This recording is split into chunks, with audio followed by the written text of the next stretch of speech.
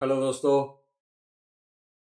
हमारे पड़ोसी देश बांग्लादेश में सरकार का तख्ता पलट दिया गया है। जैसा कि आप जानते ही होंगे कि बांग्लादेश में बहुत बड़ा छात्र आंदोलन शुरू हुआ।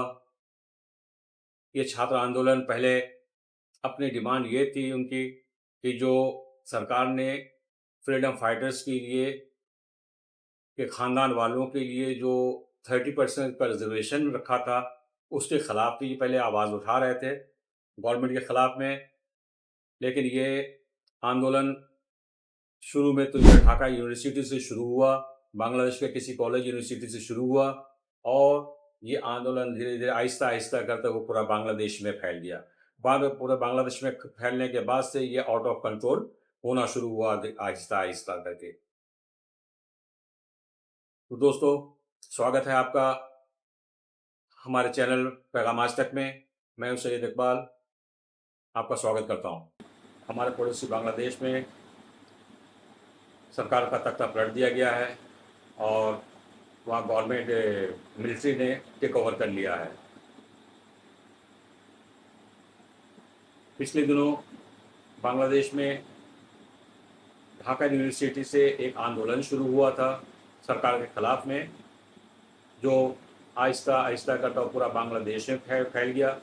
जो गवर्नमेंट की एक कोई जो पॉलिसी थी रिजर्वेशन को लेकर, उसके खिलाफ में इन लोगों ने आंदोलन शुरू किया था, जो आहिस्ता आहिस्ता करते हुए पूरा बांग्लादेश में फैल गया। दोस्तों, स्वागत है आपका हमारे चैनल पैगाम आज तक में। मैं हूं सैयद इकबाल। ये आंदोलन उस रिजर्वेशन के ख़िलाफ़ में था जो गवर्नमेंट ने फ्रीडम फाइटर के लिए रिज़र्व कर रखा था। 30% का रिजर्वेशन 30% का रिजर्वेशन ये था, और ये किसी और को नहीं दिया जाता था। फ्रीडम फाइटर के जितने जो 1971 की लड़ाई में जो फ्रीडम फाइटर थे जो शामिल थे, उनके बेटे, उन्हीं ख़ानदान वालों को दिया जाता था कि उनके बेटा, पोता, पड़पोता वगैरह ऐसे ऐसे करते हुए सिर्फ इनको दिया जाता था। और ये रिजर्वेशन किसी दूसरों को नहीं मिलता, सिर्फ इनके लोगों को मिलता था, जो अवामी लीग के लोग हैं, जो शेख मुजीबुर रहमान के या शेख हसीना के लोग, करीबी लोग हैं, उनको ये रिजर्वेशन दिया जाता था। इन सब बातों को लेकर छात्रों का एक बहुत बड़ा आंदोलन शुरू हुआ, जो जो इनको सरकार से बेदखल करने पे से तक पहुंच गया। हालात यहाँ तक हो गए कि मैंने ये आंदोलन इतना उग्र हो गया कि इनको रिजाइन करके भागना पड़ा। स्टूडेंट ने इनके महल पर कब्जा कर लिया, पार्लियामेंट हाउस पर कब्जा कर लिया, संसद भवन पर कब्जा कर लिया। ये तो आउट ऑफ कंट्रोल हो गया। वो अपनी मर्जी के मालिकों को जो चाहते कर रहे थे। मिलिट्री खामोश तमाशा देख रही थी और ये भी कह सकते हैं कि कहीं ना कहीं इसमें मिलिट्री का भी कुछ हाथ था कि हाँ, ऐसा कुछ होना चाहिए। जो भी हो, इसमें इसकी मैं पुष्टि नहीं करता, लेकिन हो सकता है कि ऐसा कुछ हुआ होगा। लेकिन मैं बता दूं बांग्लादेश के बारे में कि बांग्लादेश पहले 1948 में, जिस वक्त पाकिस्तान आज़ाद हुआ, 1947 में, सॉरी 1947 में इंडिया के साथ में पाकिस्तान भी आज़ाद हुआ था। एक दिन पहले 14 अगस्त को पाकिस्तान आज़ाद हुआ, 15 अगस्त को इंडिया आज़ाद हुआ था। तो पाकिस्तान जब आज़ाद हुआ तो उसके साथ पाकिस्तान के दो हिस्से बने, जो एक वेस्ट पाकिस्तान, एक ईस्ट पाकिस्तान कहलाया। तो ईस्ट पाकिस्तान और वेस्ट पाकिस्तान के में कोई मेल नहीं था। वेस्ट पाकिस्तान वाले बहुत अत्याचार करते थे ईस्ट पाकिस्तान वालों पे, और जितने भी यहाँ के रिसोर्सेज थे, बांग्लादेश जो आज का बांग्लादेश है, ईस्ट पाकिस्तान जिसको कहा जाता था पहले, उनके जितने भी रिसोर्सेज थे, ये लोग सारा का सारा उठा के पाकिस्तान लेके चले जाते थे। और यहाँ के लोग भुखमरी की हालत थी, दाने दाने को मोहताज थी। यहाँ लोगों को खाने पीने को कुछ नहीं लगा, सारा उठा के लोग वेस्ट पाकिस्तान ले जाते थे। ठीक उसी तरह से जिस वक्त 1947 से पहले अंग्रेज़ों ने हम लोगों के साथ किया था, हमारे भारत देश के साथ किया था। यहाँ के जितने भी रिसोर्सेज थे, जितनी भी पैदावार थी, यहाँ में जो कुछ था, सब उठा उठा के ये इंग्लैंड लेके चले जाते थे। तो उसी तरह से वेस्ट पाकिस्तान वालों ने ईस्ट पाकिस्तान के साथ में ऐसा किया था। बस इन्हीं के लेकर एक बहुत लंबी चौड़ी कहानी हो जाएगी अगर मैं डिटेल में जाना चाहूँ तो, लेकिन इतना बताता हूँ चलो कि उसी के कारण ईस्ट पाकिस्तान के अंदर में एक आंदोलन शुरू हुआ शेख मुजीबुर रहमान के द्वारा, जो लास्ट में जाके एक 1971 में वो आंदोलन जो एक आज़ादी के रूप में किया। आज़ादी उन्होंने 1971 में मिली। जो आज़ादी इनकी आज़ादी के साथ में हमारा बहुत बड़ा, भारत का, हमारे देश का बहुत बड़ा योगदान है कि बांग्लादेश आज, बांग्लादेश को हम का वजूद सामने आया है। शेख मुजीबुर रहमान वहाँ के आंदोलनकारी थे, वहाँ के फ्रीडम फाइटर थे, फादर ऑफ द नेशन भी हम कह सकते हैं। जैसे कि हमारे Mahatma Gandhi father of the nation है, उसी तरह से वहाँ के फादर ऑफ द नेशन है शेख मुजीबुर रहमान। 1971 में उन्होंने आज़ादी ली और सॉरी 71 में आज़ादी ली। उसके बाद वहाँ के वो प्रेसिडेंट बने।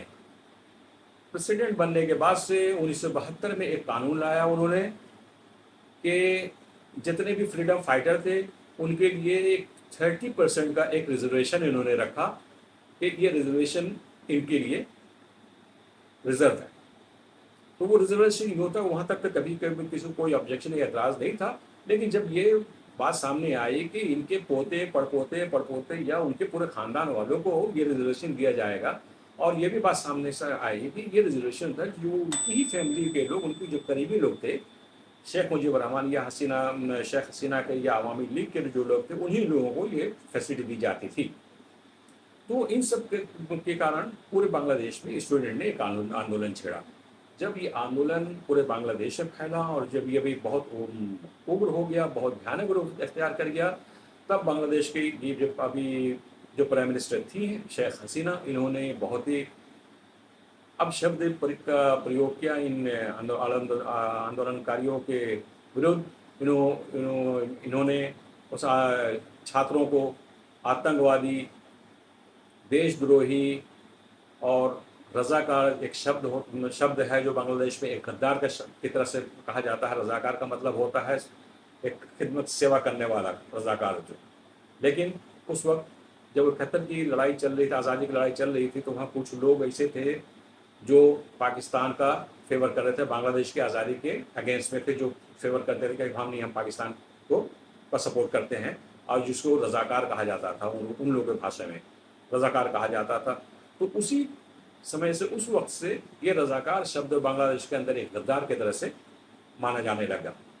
तो शेख हसीना ने इन्हीं शब्दों का प्रयोग किया, रज़ाकार, आतंकवादी, देशद्रोही। जब इन सब ऐसे शब्दों का जब प्रयोग किया इन्होंने, तो ये आंदोलनकारी जो छात्र थे, इन्होंने और उग्र रूप अख्तियार कर लिया। उसके बाद उन्होंने पहले तो वो रिजर्वेशन के खिलाफ अपन बात कर रहे थे, रिजर्वेशन के ऊपर बात हो रही थी, जो हाई कोर्ट या सुप्रीम कोर्ट जिसका भी फैसला आया था उसके खिलाफ बात कर रहे थे कि ये 30% रिजर्वेशन दो, जो फ्रीडम फाइटर को खानदान पीढ़ी दर पीढ़ी दिया जा रहा है, उसके विरुद्ध कर रहे थे। लेकिन जब शेख हसीना ने उन स्टूडेंट्स को आतंकवादी, उग्रवादी और गद्दार के नाम से पुकारने लग गए, तब जाके इन्होंने अब ये एक नया डिमांड शुरू किया कि शेख हसीना को रिज़ाइन करना होगा, शेख हसीना को रिज़ाइन करो। उसके बाद वहाँ से शेख हसीना का बिल आकर बीते दिनों में उन्होंने रिज़ाइन किया और बांग्लादेश छोड़ कर इनको भागना पड़ा। और उनके भागने के बाद से बांग्लादेश के मिलिट्री ने वहाँ की सरकार को टेक ओवर कर लिया। बांग्लादेश में इनको भागने के लिए मिलिट्री ने 45 मिनट्स का टाइम दिया था कि आप 45 मिनट्स के अंदर आप बांग्लादेश से निकल जाएं यहाँ से। एनीवे वो वहाँ से वो निकल गई। अभी शायद वो हमारे देश भारत में ही कहीं पे है, वो मुझे पता नहीं कहाँ है। मैं ये भी बताता चलूँ कि 1971 में, जैसे आपको पता ही है, बांग्लादेश आज़ाद हुआ और वहाँ के राष्ट्रपति शेख मुजीबुर रहमान, जो हसीना वाजिद के, शेख हसीना के पिता थे, उनके फादर थे, वो वहाँ के राष्ट्रपति निर्वाचित हुए, वो राष्ट्रपति बने। 15 अगस्त की रात, 15 अगस्त की रात, या हम 14 अगस्त बोले या जो भी बोले, 15 अगस्त की रात थी। तो जिस रोज़ हम लोग 15 अगस्त मनाने के लिए यहाँ पर सेलिब्रेट कर रहे थे, ठीक उस दिन बांग्लादेश ये खबर आई कि शेख मुजीबुर रहमान को मार दिया गया है। उनको पूरी फैमिली के साथ उनको मार दिया गया। वो घटनाक्रम कुछ इस तरह से है कि आधी रात में जब ये लोग घर में सो रहे थे अपने प्रेसिडेंट हाउस पैलेस में, तो मिलिट्री ने चारों तरफ से इनके महल को घेर लिया। घेरने के बाद से कुछ गोलियां चलने के बाद से ये लोग, जब ये नहीं सजेंगे तो जहाँ तहाँ ये छुप गए ये लोग, जो उनके फैमिली की, तो अब दूसरे मेंबर की सब इधर उधर छुप गए। लेकिन शेख मुजीबुर रहमान जो है हिम्मत दिखाते हुए दृढ़ता के साथ में हिम्मत दिखाते हुए वो बाहर निकले। बाहर निकलने के बाद देखा कि सामने 2 मिलिट्री वाले गन लेकर खड़े हैं, बंदूक लिए खड़े हैं। उन्हें पूछे, तुम लोग क्यों खड़े हो, क्या बात है, क्या चाहिए तुम लोगों को? इन्होंने ये कहा। वो आके उन लोगों ने, मिलिट्री वालों ने शेख मुजीबुर रहमान को पकड़ लिया, पकड़ कर लेके बाहर चले गए। बाहर ले जाने के बाद बाहर एक आदमी गन लेकर खड़ा था, जो भी वो उन्होंने मुजीबुर रहमान को देखने के बाद अंधाधुंध गोलियां चलाना शुरू कर दी। उतनी गोलियां चलाई जब तक कि शेख मुजीबुर रहमान की मर नहीं गए या उनका दम नहीं निकल गया, तब तक उन्होंने उसने गोलियां चलाई। उसके बाद उनके घर के जितने भी मेंबर थे, उनकी माँ भतीजा बेटा जो भी थे उस समय वो जो घर में मौजूद थे, सबको एक एक करके सबको मार डाले, जितने भी घर में थे। टोटल हमारे ख्याल से जो भी खबरें जो मुझे पता चली है कि 20 लोगों को उस रात में उन्होंने ख़त्म कर दिया। वो ख़त्म करने के बाद से वहाँ से एक मिलिट्री रूल का शुरू होता है, जो ज़ियाउर रहमान के नेतृत्व में वहाँ के एक गवर्नमेंट बनती है। उसके कुछ सालों के बाद से वहाँ भी उनकी सरकार को भी उनका भी चट्टग्राम में या किसी ऐसे शहर में उनका भी मर्डर कर दिया जाता है, उनको ख़त्म कर दिया जाता है। और उसके अगेंस्ट में फिर एक मिलिट्री शासन सामने आता है, जो हुसैन मोहम्मद इरशाद के नाम से। हेलो दोस्तों, हमारा पड़ोसी बांग्लादेश की सरकार का तख्ता पलट दिया गया है। शेख हसीना की सरकार वहाँ ख़त्म हो चुकी है और वहाँ की मिलिट्री ने टेक ओवर कर लिया है। अभी बांग्लादेश का बागडोर जो है वो मिलिट्री के हाथ में है। इसका कारण ये है कि शेख हसीना सरकार की कुछ ऐसी पॉलिसी थी जिस पे ढाका यूनिवर्सिटी या वहाँ के कॉलेजेस के स्टूडेंट जितने थे उन लोगों द्वारा बहुत उग्र आंदोलन शुरू किया गया। उनका आंदोलन इतना भयानक इख्तियार कर गया कि आहिस्ता आहिस्ता करके पूरे बांग्लादेश में ये आंदोलन फैल गया। हेलो दोस्तों, स्वागत है आपका हमारे चैनल पैगाम आज तक में। मैं सैयद इकबाल। ये स्टूडेंट का जो छात्रों का आंदोलन था, ये बांग्लादेश में जो इन्होंने एक रिजर्वेशन रखा था इन लोगों ने, जो कि फ्रीडम फाइटर के लिए, जो 1971 की आज़ादी में जो फिर फ्रीडम फाइटर थे, उनकी पूरी फैमिली को ये रिजर्वेशन उनके लिए रिज़र्व किया गया था 30%। तो 30% वहाँ तक सब ठीक था। स्टूडेंट पे दूसरी बातों पे आंदोलन कर रहे थे, लेकिन जब स्टूडेंट को ये पता चला कि गवर्नमेंट ने स्पेशली फ्रीडम फाइटर के लिए 30% जो रिजर्वेशन रखा है, वो कुछ इस तरह से है कि जो फ्रीडम फाइटर, जो स्वतंत्रता सेनानी की जो फैमिली थी, जो फ्रीडम फाइटर्स की फैमिली थी, उनके बेटे, पोते, पड़पोते इस तरह का रिजर्वेशन इन्होंने रखा था कि जितने उनके ख़ानदान वाले हैं उनको ये रिजर्वेशन दिया जाएगा। तो इस पे स्टूडेंट को भयानक एतराज़ इस बात को लेकर हुआ कि ये रिजर्वेशन जो दिया जाता था, सिर्फ़ और सिर्फ वो फ्रीडम फाइटर जो इनके फैमिली के करीब वाले, जो इनकी पार्टी वाले, जो इनके पार्टी के करीब वाले और इनके ख़ानदानी, सिर्फ इन्हीं को इसका फ़ायदा मिला करता था। इससे आम जनता को कोई फ़ायदा नहीं था। इसके ख़िलाफ़ में स्टूडेंट ने आंदोलन शुरू किया था कि ये जो 30% का रिजर्वेशन है, ये सबके लिए होना चाहिए। ये सिर्फ इसी फ्रीडम फाइटर के फैमिली के भी लिए कि उनका बेटा, पोता, पड़पोता, इस तरह से नहीं चलेगा ये। तो बहुत इनका जो आंदोलन था, ये बहुत ज़्यादा भयानक तरीक़े से रूप इख्तियार कर गया।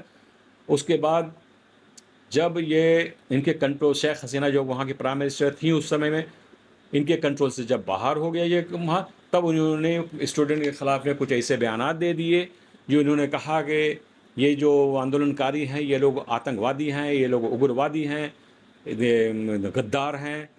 और एक शब्द आता है वहाँ पर रज़ाकार। रज़ाकार वो शब्द उन लोगों को कहा जाता था जो 1971 में बांग्लादेश के आज़ादी में, बांग्लादेश की आज़ादी की जो लड़ाई लड़ी जा रही थी, तो पूरे बांग्लादेश के लोग बांग्लादेश की आज़ादी के लिए लड़ रहे थे। लेकिन कुछ ऐसे लोग थे जो पाकिस्तान का समर्थन कर रहे थे कि नहीं, वो हम पाकिस्तान के साथ ही रहेंगे, पाकिस्तान ही की सरकार होनी चाहिए यहाँ पे।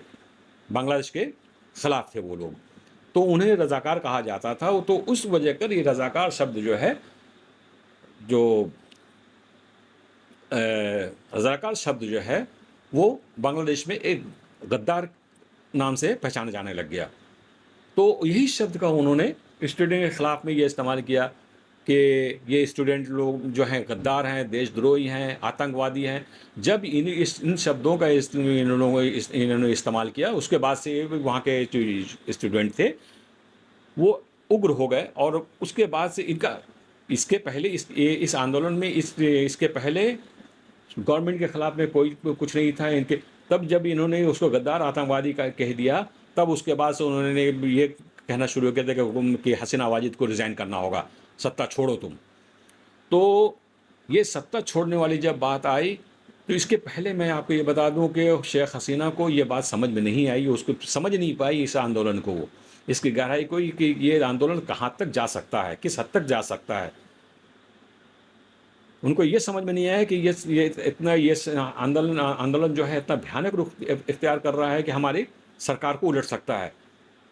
ये समझ नहीं पाई इसको, बहुत कम हल्के में ले लिया उन लोगों ने, और ये आंदोलन पूरे देशव्यापी हो गया, पूरे देश में हो गया। लास्ट में आखिर में जाकर इनको, शेख हसीना को सरकार, इनको इस्तीफ़ा देने पर मजबूर होना पड़ा। जाके मिलिट्री ने आकर इनसे कहा कि आप इस्तीफ़ा दीजिए और बांग्लादेश से आप निकल जाइए। 45 दिन का इनको टाइम दिया कि आप बांग्लादेश से इतने दिन के रिज़ाइन कीजिए और आप यहाँ से निकल जाइए। आपको ये भी बताता चलूँ मैं कि 1947 में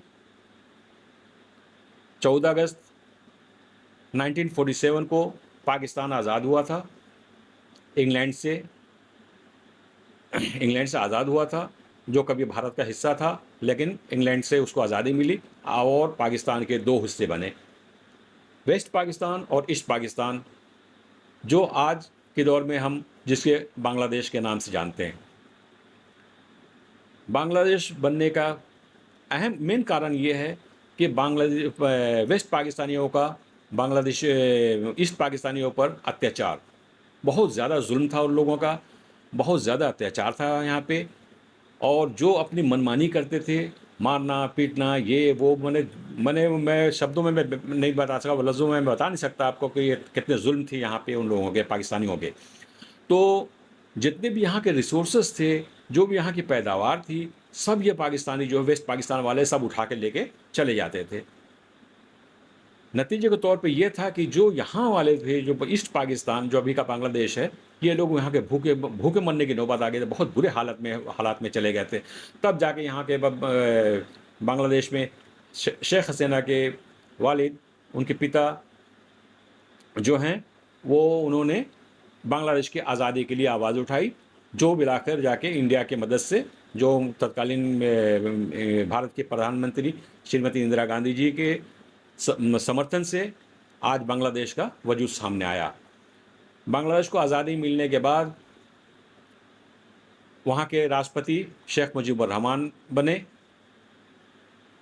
और 1972 में, 71 में आज़ादी के बाद वहाँ के जब राष्ट्रपति बने, तो 1972 में यह कानून पास हुआ कि फ्रीडम फाइटर के लिए 30% रिजर्वेशन। वहाँ तक कहीं कोई बात नहीं चली थी, जो कि लेकिन अब ये जब पीढ़ी दर पीढ़ी वाली बात जब आई, पोते पड़पोते वाली बात, तो ये जाके आप ये एक आंदोलन का रुख इख्तियार कर गया, नहीं ये नहीं चलेगा। अनफॉर्चुनेटली 4 साल राष्ट्रपति रहने के बाद से 15 अगस्त 1975 की रात 1975 15 अगस्त की रात को पूरी मिलिट्री ने शेख मुजीबुर रहमान के पैलेस को, उसके महल को या उनके प्रेसिडेंट हाउस को चारों तरफ से घेर लिया और गोलियां चलाने लग गए। गोलियों की आवाज़, तड़तड़ाहट की आवाज़ सुनने के बाद उनका पूरी फैमिली उनकी अफरा-तफरी का फैमिली में अफरा-तफरी का माहौल आ गया और सब जहाँ जिसको जगह मिले अंदर घर के अंदर छुप गया इधर। लेकिन कुछ देर के बाद से मुजीबुर रहमान जो वहाँ के प्रेसिडेंट थे, हिम्मत करके बाहर निकले। बाहर निकलने के बाद देखा कि सामने 2 मिलिट्री वाले बंदूक लिए खड़े हैं। उन्होंने पूछा, क्या बात है? क्या चाहिए तुम लोगों को? क्या चाहिए? तो उन मिलिट्री वालों ने कोई जवाब नहीं दिया और जाके उन्होंने शेख मुजीबुर रहमान को दोनों तरफ से पकड़ लिया। पकड़ने के बाद से उनको महल से बाहर ले गए। बाहर ले जाने के बाद देखा कि सामने में एक मिलिट्री वाला खड़ा है, एक कोई गन लेकर कोई आदमी खड़ा है। उन्होंने मुजीब को देखने के साथ ही उसके ऊपर गोलियां चलाना शुरू कर दी। इतनी गोलियां चलाई कि जब तक मुजीबुर रहमान ढेर ना हो गए, जब तक ख़त्म नहीं हो गए, तब तक वो गनमैन जो है वो गोली चलाता रहा। एनीवे, उसके बाद मुजीबुर रहमान की जो फैमिली जो घर में थी, घर के अंदर फिर मिलिट्री वाले घुसने के बाद जितने भी मेंबर थे, सबको एक-एक करके मार डाला। उनकी माँ को, भतीजा को और जो भी जितने भी थे, सबको गोलियों से भून डाला। सब सारे के सारे ख़त्म हो गए। तकरीबन 20 के लोग उस रात में वहाँ पे मारे गए थे। लेकिन ये बताता चलूँ आपको कि अभी जब वो सारे लोग मारे गए तो हसीना वाजिद, खैर वाजिद इनके हस्बैंड का नाम है।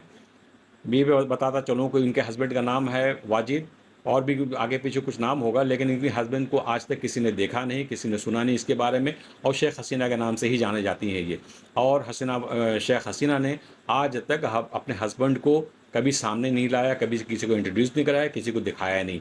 मुझे आपने देखा होगा तो मुझे पता नहीं, कि मैंने तो अपने आंखों से उनके हस्बैंड को आज तक नहीं देखा, लेकिन उनके हस्बैंड का नाम वाजिद था। एनीवे, जो भी हो, शेख हसीना और उनकी छोटी बहन, जिस वक्त शेख मुजीबुर रहमान की हत्या की गई, उस वक्त शेख हसीना और उनकी बेटी उनकी छोटी बेटी दोनों ये जर्मनी में थी।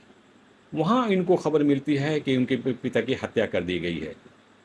एनीवे, जो भी हो, उनकी हत्या कर दी गई। उसके बाद उनकी हत्या करने के बाद से मिलिट्री रूल्स आया, उसके बाद से फिर एक बार मिलिट्री रूल्स आया, उसके बाद हुसैन मोहम्मद इरशाद के गवर्नमेंट का मिलिट्री शासन जाने के बाद से तब जाके खालिदा ज़िया और शेख हसीना की गवर्नमेंट पारी से आई गई। उसके बाद से शायद 2009 या इसके आसपास के जो भी साल हों, तो शेख हसीना उसके जो प्राइम मिनिस्टर बनी, उसके बाद से ये आज तक के 2024 तक प्राइम मिनिस्टर बनी रही। तो शुरुआत में इनकी गवर्नमेंट बहुत अच्छी चली। लोगों ने बहुत अच्छा प्यार दिया, अपने पलकों में बिठाया, बहुत हाथों हाथ उठाया। ऐसी बात नहीं है कि शेख हसीना के दौर में कोई तरक्की नहीं हुई पाकिस्तान में, बांग्लादेश में तरक्की हुई है। लेकिन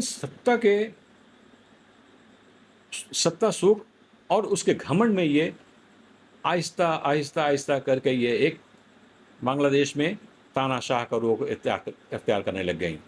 एक डिक्टेटर बनना शुरू कर दिया इन्होंने। नतीजा ये हुआ कि जितने भी अपोजिशन पार्टी के लोग थे, सबको एक-एक करके इन्होंने जेल में डाल दिया। जो इनके खिलाफ बोलता, उन्हें जेल में डाल देते या उनको गायब कर देते। इसका कोई अता पता नहीं। फिर उनकी जो मर्जी होती है वो करते। यहाँ तक कि जो अपोजिशन की लीडर खालिदा ज़िया थी, उसको इन्होंने हाउस अरेस्ट करके रख दिया, उनको घर में नज़र बंद कर दिया। यहाँ तक कि जब वो खालिदा ज़िया एक बार बीमार पड़ी, उन्होंने गवर्नमेंट से ये रिक्वेस्ट की कि मुझे इलाज के लिए बाहर जाने की परमिशन दी जाए, लेकिन इन्होंने शेख हसीना ने एक तानाशाह वाला रवैया अख्तियार करते हुए खालिदा ज़िया को विदेश जाने से मना कर दिया। तो जैसा कि आपको सब पता ही है कि स्टूडेंट को इन्होंने क्या कहा था, गद्दार, आतंकवादी और न जाने देशद्रोही क्या कह दिया था, जिसके कारण पूरा बांग्लादेश जल उठा, आग लग गई। यहाँ तक कि शेख हसीना ने स्टूडेंट के ऊपर गोलियां चला दी। तकरीबन 1000 के आसपास में लोग मारे गए, लेकिन गवर्नमेंट बताती है कि 300 लोग के आसपास में लोग मरे, लेकिन 1000 के आसपास में लोग मरे हैं।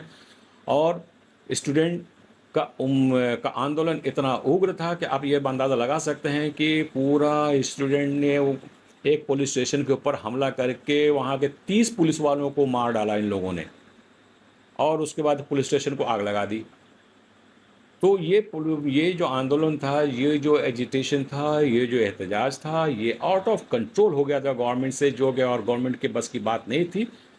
और इन्हीं आउट ऑफ कंट्रोल होने के कारण पूरे स्टूडेंट ने इनके महल पे कब्जा कर लिया, इनके प्राइम मिनिस्टर हाउस पे कब्जा कर लिया, पूरी लूटपाट कर दी, इनके घर के सामान सब उठा कर ले गए।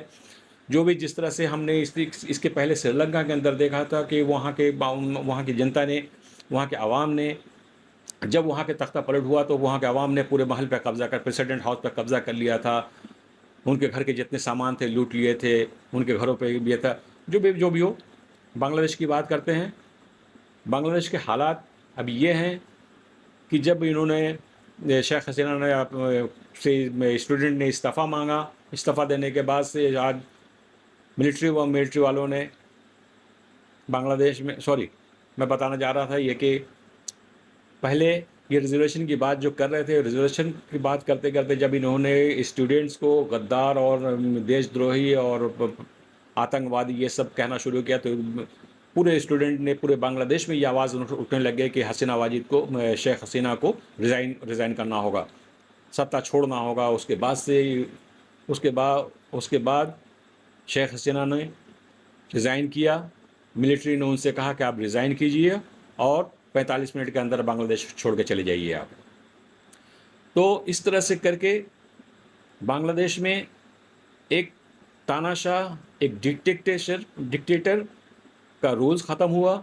जो बांग्लादेश में आंदोलनकारी जो स्टूडेंट्स थे उनके मुताबिक, जो उन लोग, ये भी पूरा बांग्लादेश में ये प्रचार हो गया कि शेख हसीना एक तानाशाह, एक डिक्टेटर हैं, उनको सत्ता छोड़ना होगा, बांग्लादेश में उनको सत्ता से बेदखल बाहर होना ही होगा।